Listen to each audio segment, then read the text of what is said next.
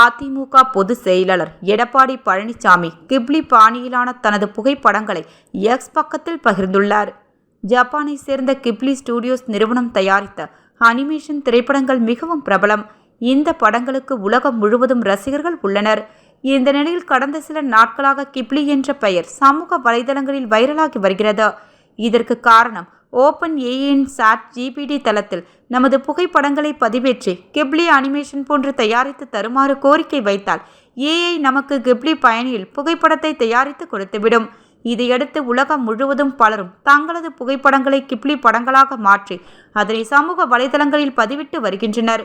இதன் காரணமாக WhatsApp, Facebook, Instagram உள்ளிட்ட சமூக வலைதளங்கள் அனைத்தும் கிப்லி புகைப்படங்களால் நிறைந்துள்ளது.